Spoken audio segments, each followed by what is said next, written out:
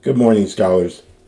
Today we're going to continue our way through Far's Homeric Greek, a book for beginners, looking at lines 223 to 232 of Book 1 of the Iliad. They consist of the first part of Achilles' final rebuke to Agamemnon. Peleides dexautis atateroise wepesen, atreiden prosewe be, kai upolege koloio. Oinobares kuno somatekon kra dien de la boyo. Utepot espolemon hamala oitorek denai.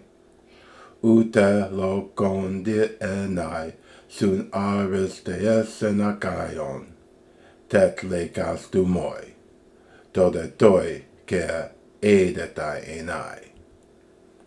E polulo ion este katastraton runakaion. Dor apoaire stai.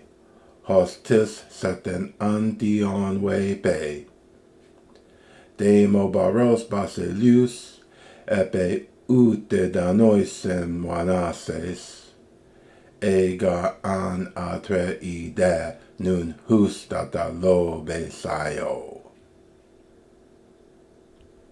Okay, so peleides dexautis, atate roisewepesen, atre iden prosewe be, kai upo lege koloio. So we have exaltus again once more, and atateros, which is baneful, baleful. So atateroise wepese, with baleful words. Once again, exaltus. Peleides dexaltus, atate roise wepesen, atre iden prosewe be, kai upo lege koloio. Now, po with a negative upo means in no wise or not at all. Lego is to cease or to hold back, and what you hold back or cease is the genitive koloi. So this is the genitive of separation, i.e. Smythe 1392, with verbs signifying to cease, to release, to remove, to restrain, to give up, to fail, to be distant from, etc. The genitive denotes separation. So kai upo lege koloio. So lege, of course, is a imperfect without the augment. So by no means, not at all, was he holding back his wrath. We've seen how Greek likes to use the imperfect, seeing what's coming as a process, not as a single unit. So kai upo lege koloio. And now Achilles begins to speak to Agamemnon directly with this vocative. Oinobares kuno somatekon kradien de la boyo. So oinobares is vocative, and it translates drunkard, or literally heavy with wine, or wine ladened, oinobares. And omatos is always in the plural, referring to the eyes. And we have kradia, which is the heart or soul, and elapos, which is a deer, rather a male, either a male or a female. So oinobares kuno somatekon kradi en de la boyo.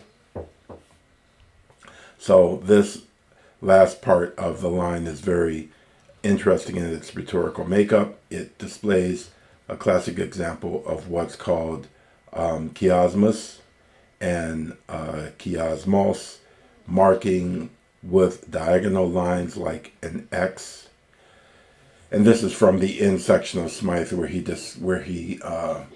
gives you a listing of all the various rhetorical devices, or most of the rhetorical devices that get employed in ancient literature, and many of them do carry over to English. So this is worth studying in its own right. But chiasmus is the crosswise arrangement of contrasted pairs to give alternate stress. By this figure, both the extremes and the means are correlated. So he gives this example from Milton. Sweet is the breath of morn, her rising sweet. So you see, you have A, B, B, A. So what does Agamemnon have? Ekon, he has kunos, omat, and kradien, elaboyo. But you see that omat and kradien are your accusatives, modified by kunos and elaboyo, having the eyes of a dog, i.e. the greedy eyes of a dog, and the heart of a deer.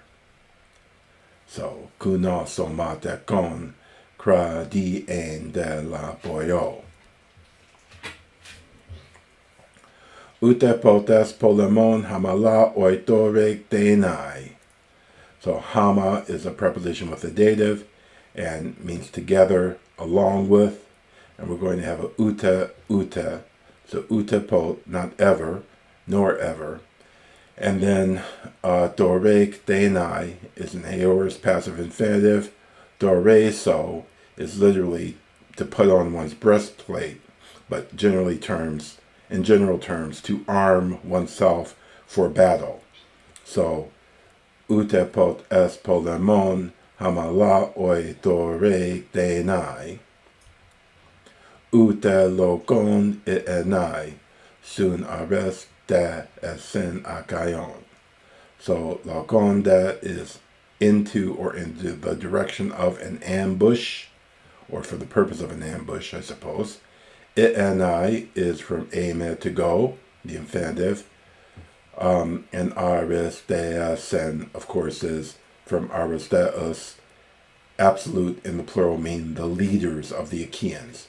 So ute lokond enai su aristeasen akaion tetlekas tu moi.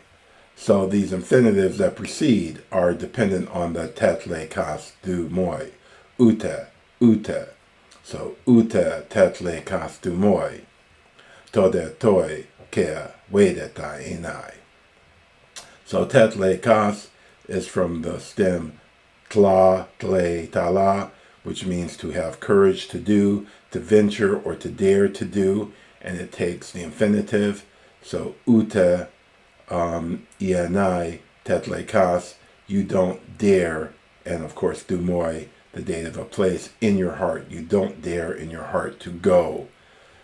And kea is bane or death. You notice that you have the acute accent, bane or death, whereas when you have the circumflex accent, it means heart or soul. So these are two words that it's kind of hard to keep straight, but just because they're one of the cases where it's the accent alone that distinguishes them. But nevertheless, and weidetai is seams, from Edo. Tetle kastumoi, todetoi ke weidetai enai. Now we need to talk about the toda here. It seems pretty innocent, but actually toda here, reading Smythe 1112, hode, hede, toda, without a preceding men clause, often means but he, but she, but this, or and he, and she, and this. So toda here means and this. Okay, in the nominative, the person referred to is usually different from the subject of the main verb. So you'll see that hode, hede can often be used when there's a change of subject from one person who's being talked about to another. But here it's just tode, referring to what had gone before, and this tode, toy, and we'll talk about toy in the next slide, care wedetai enai.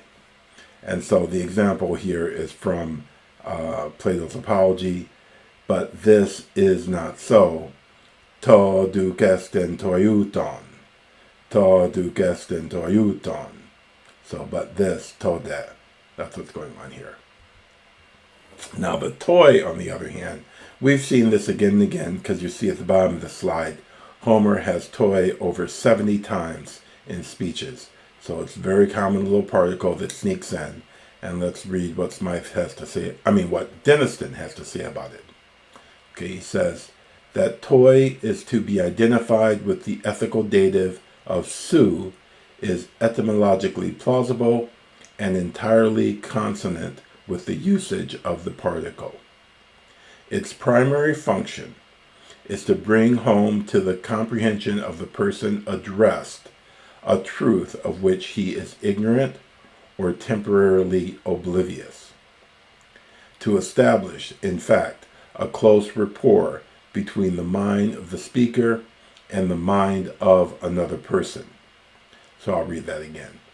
Its primary function is to bring home to the comprehension of the person addressed a truth of which he is ignorant or temporarily oblivious. To establish, in fact, a close rapport between the mind of the speaker and the mind of another person. As a natural corollary, toy implies, strictly speaking, an audience, and preferably, owning to the intimacy of appeal which it suggests, an audience of one. Though in certain combinations, gar toy, u toy, epe toy, its original force tends to atrophy, and it often does little more than add emphasis. But in English, it's like adding, you know, I tell you, mark my words, see, hark. These cover some of the ground, though often it is a gesture or tone of voice which furnishes the true equivalent. So, to de toi care wedetai enai.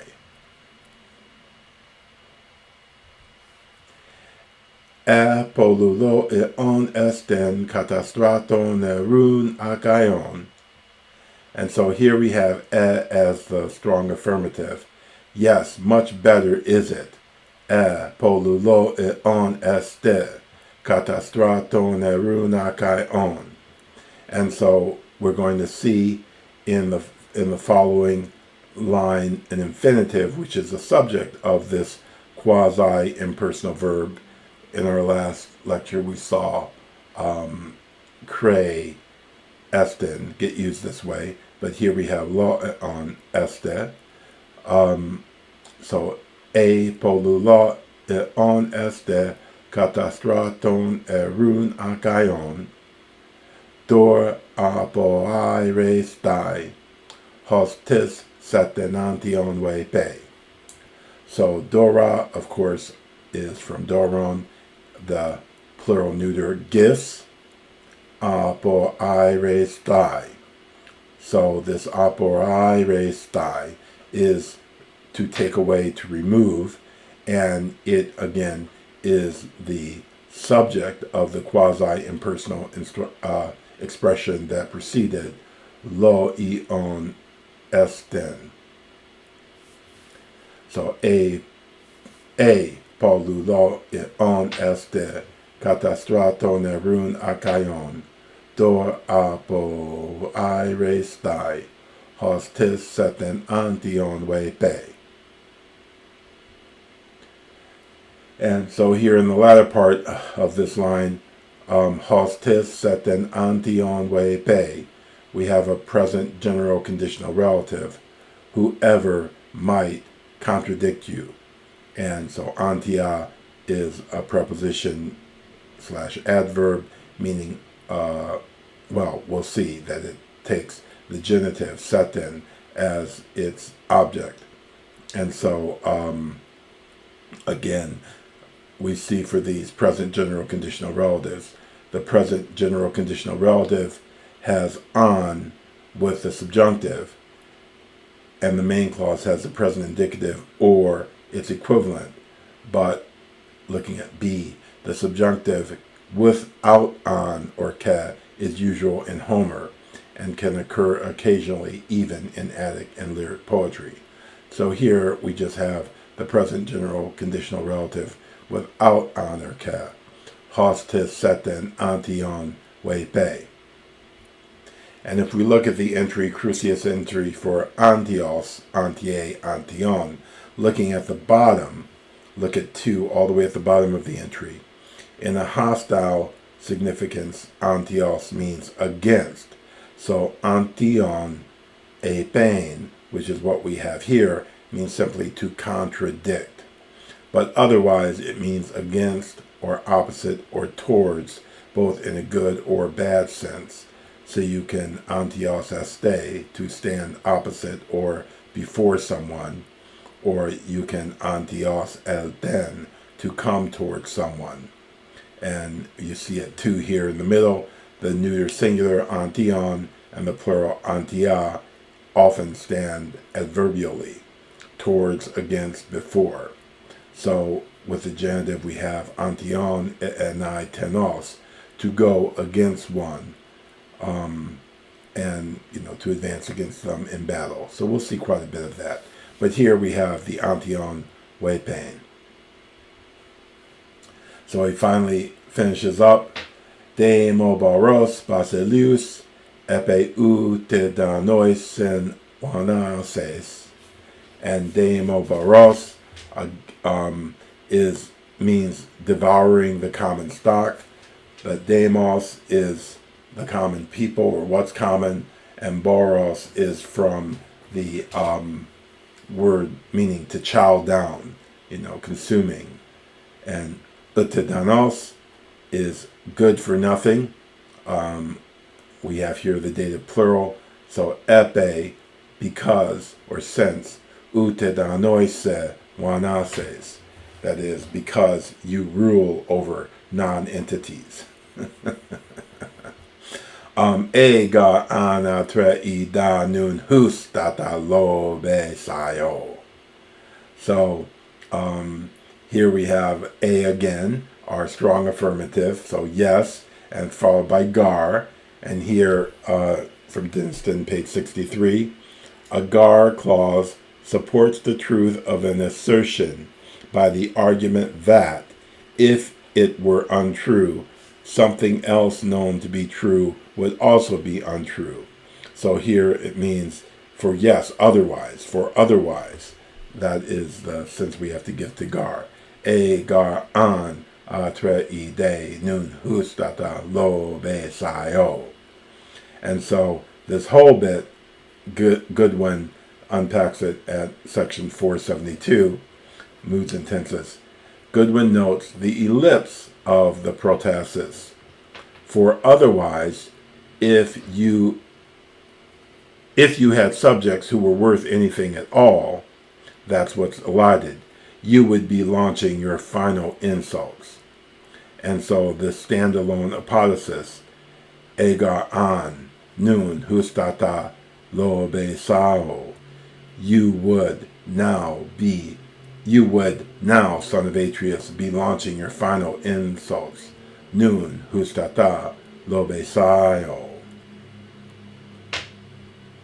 Okay, so Peliades, dexaltis, atate roisewe pesen, atra iden prosewe pe, kai upo lege kolorio, ono bares kunoso matekon, kradi en de la poio, ute potes polemon, hamala oitorek denai, ute lo conde enai, sun aristees senakaion, tetlekas dumoi, todetoi ke vedetai enai.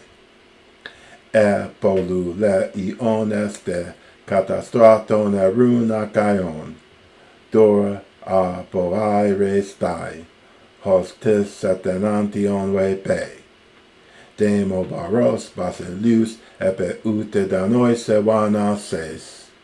Ega an atre ide nun hustata lo besaio. Okay, so there we have it. The first bit of Achilles' final rebuke of Agamemnon as we approach the end of the quarrel between the two princes. Okay, so keep working hard, and I'll see you again soon. Have a good day. Bye-bye.